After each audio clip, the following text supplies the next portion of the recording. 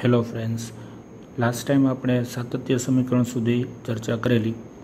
હવે ત્યારબાદ આપણું બર્નૌલી સમીકરણની આપણે ચર્ચા કરવાના છે. આ બર્નૌલી સમીકરણ જે છે, જેમ ક્લાસિકલ મિકેનિક્સમાં એટલે કે જ્યારે આપણે ગતિશાસ્ત્રની વાત કરતા હોય ત્યારે જેમ ગતિના નિયમો માટેના સૂત્ર જરૂરી છે, એમ ફ્લુઇડ મિકેનિક્સમાં આ બર્નૌલી સમીકરણ પરથી આપણે દબાણ, વેગ અને એ તરલની ઊંચાઈ વચ્ચેનો સંબંધ આપણે મેળવી શકાય છે.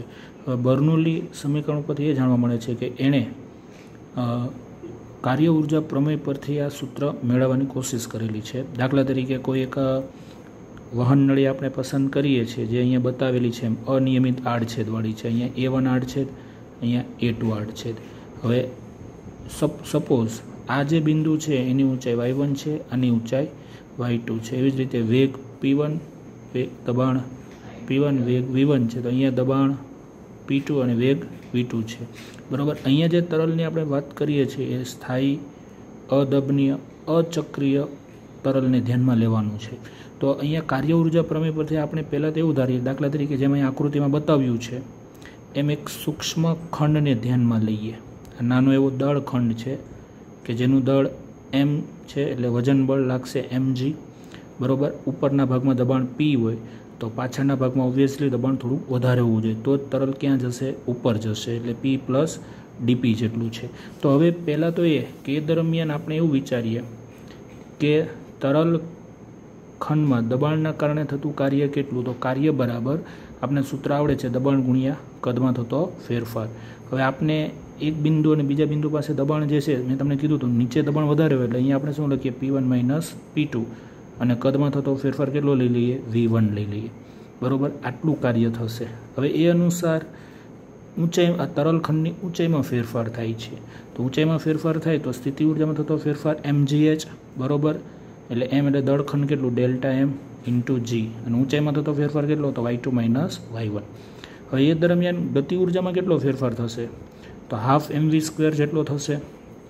તો આપણે અહીંયા લઈ લઈએ છીએ ½ Δm v2² - v1². તો ઉર્જા સંરક્ષણના નિયમ પરથી શું નિયમ બને? કાર્ય બરાબર ઉર્જામાં થતા કુલ ફેરફાર. બરાબર.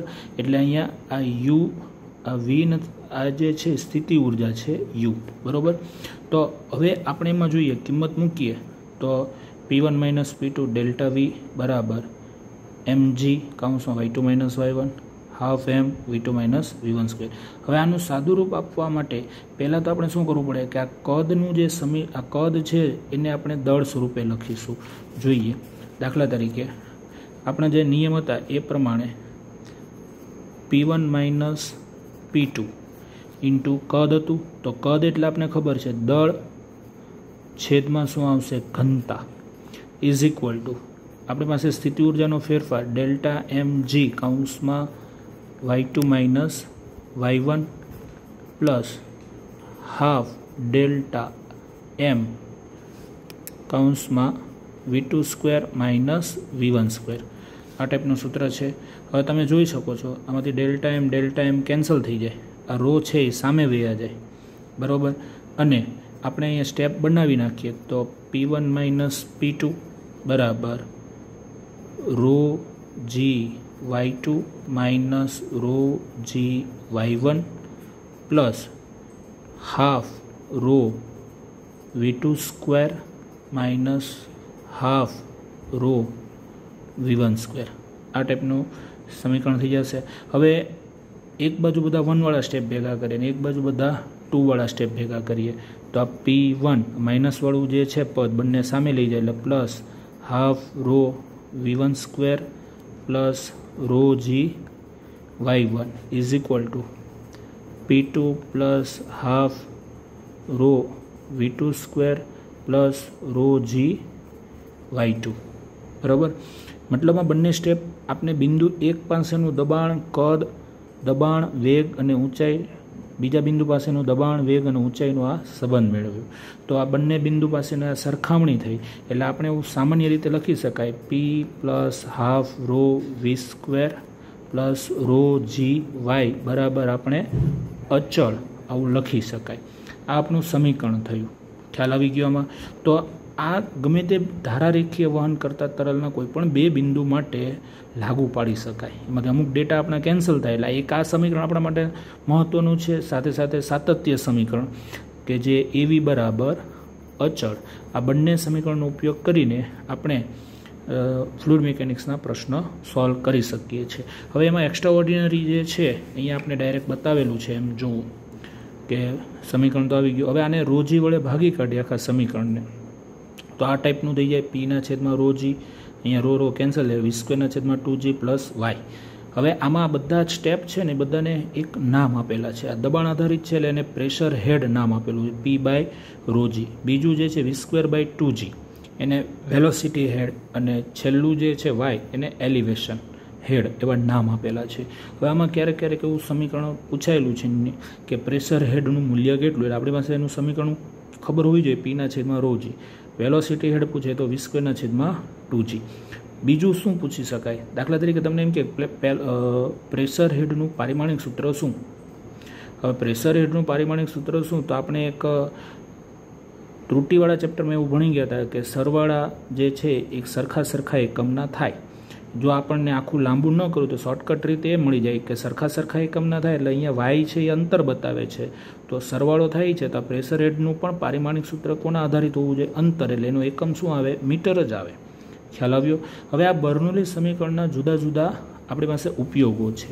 હવે એમાંનો એક ઉપયોગ જે છે એ તરલનો વેગ માપક સાધનમાં બર્નોલી સમીકરણ પરથી મેળવી શકાય છે. તો અહીંયા આપણે એક વેન્ચુરી મીટર ટ્યુબ આપણે લીધેલી છે.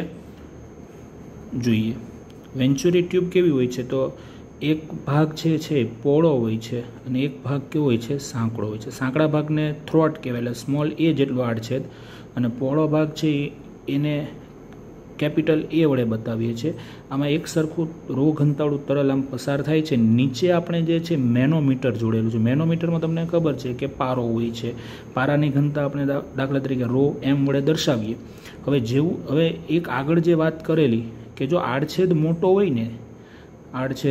હોય તો આડછેદ અને વેગ પરસ્પર વ્યસ્ત હોય છે સાથે, એટલે વેગ ઓછો હોય છે પણ દબાણ વધારે હોય. એટલે તરલ જે છે અંદર આવવાની કોશિશ કરે.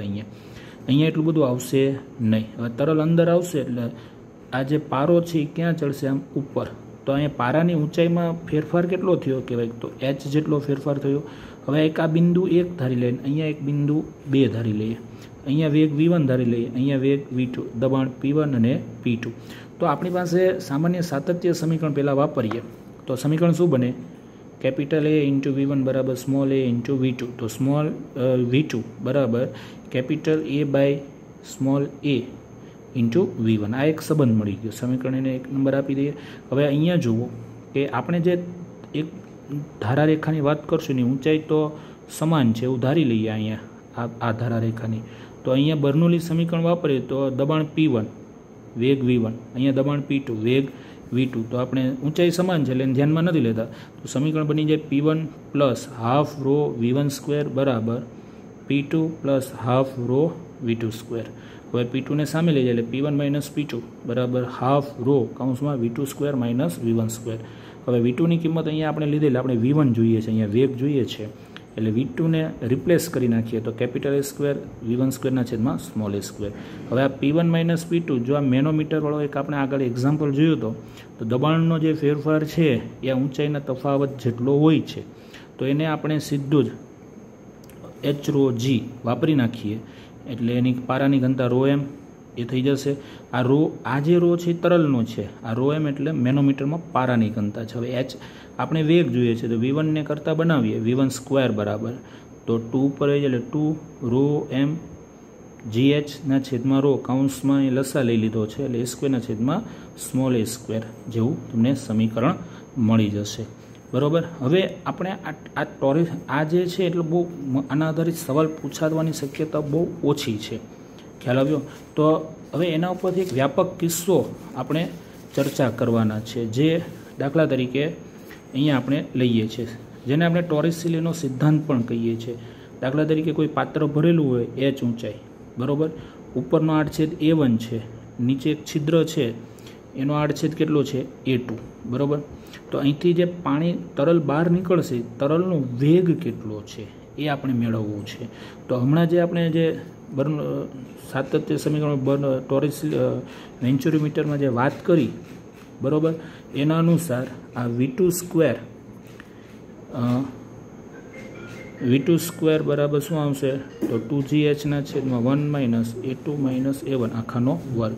હવે તમે જોઈ શકો છો A2 નાનું આડછેદ છે એટલે A1 મોટો આડછેદ છે, એટલે નાના છેદમાં મોટી સંખ્યા થઈ જાય એટલે ખૂબ જ કેવું કહેવાય, નાનું, એટલે આ અવગણી શકાય. કેટલું વધે? 1.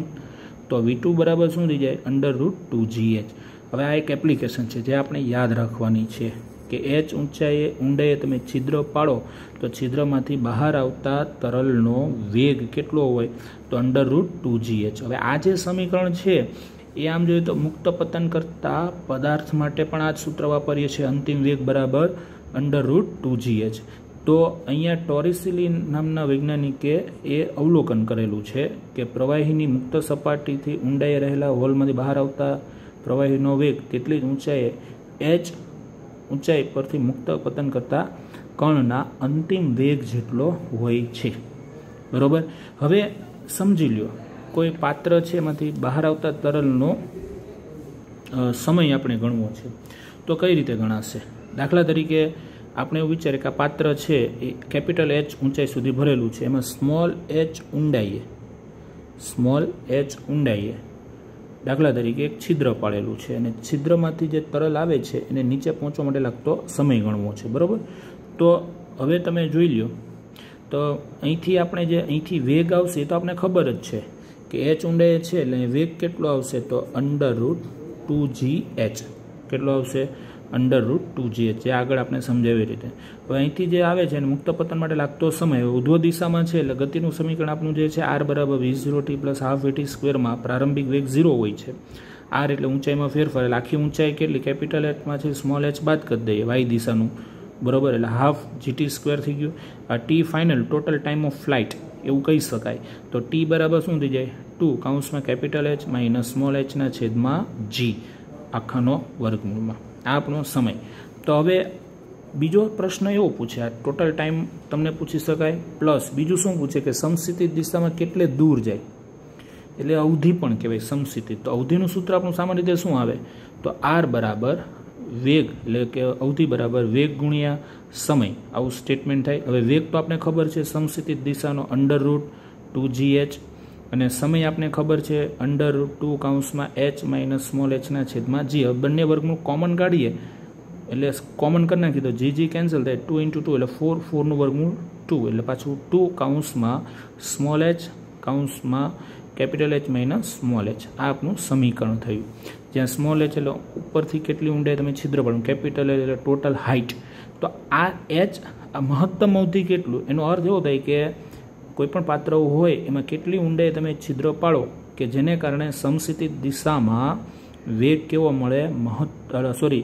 સમસ્થિતિ દિશામાં કાપેલું અંતર મહત્તમ થાય. આ અંતર, બરાબર, કેટલે દૂર એનું પ્રવાહ તરલ ગતિ કરી શકે. તો એના માટે આપણે એવું વિચારીએ કે અહીંયા આ કિંમત ક્યારે મહત્તમ થાય? આ કિંમત, બરાબર.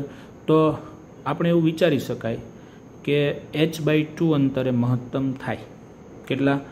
h/2. દાખલા તરીકે અહીંયા h/2 લઈ લેશું, બરાબર. સ્મોલ h બરાબર શું લઈ લેશું? Capital H/2. કેવી રીતે આવ્યું? તો અહીંયા R મેક્સિમમ છે તો આ બંને સાઈડ વિકલન લઈ લઈએ, અને વિકલન પછી ડાબી મહત્તમ કિંમત R મેક્સિમમનું વિકલન કેવું લઈ લેશું? 0. તો એની કિંમત h બરાબર કેટલો આવશે? h/2 આવી જાય. હવે h/2 અહીંયા મૂકી દેશો, બરાબર. તો એના પર R મેક્સિમમ તમને કેટલો મળશે? તો કેપિટલ H જેટલો. ખ્યાલ આવ્યો? તો આ ફ્લુઇડ મિકેનિક્સ બર્નોલી સમીકરણનો ઉપયોગ છે. હવે આ વેન્ચુરીમીટર જે છે એ ક્યાં ઉપયોગ થાય? આપણે બોર્ડમાં ભણી ગયા છે, સ્પ્રે પંપમાં, ગાડીના કાર્બ્યુરેટરમાં આ ટાઈપનો સિદ્ધાંત જોવા મળે છે. ખ્યાલ આવ્યો? તો મિત્રો આ ટાઈપના બર્નોલી સમીકરણ આધારિત આપણા ઉપયોગો છે, બરાબર. તો અહીંયા આપણું એ પહેલો ટોપિક પૂરો થયો છે. ઓકે.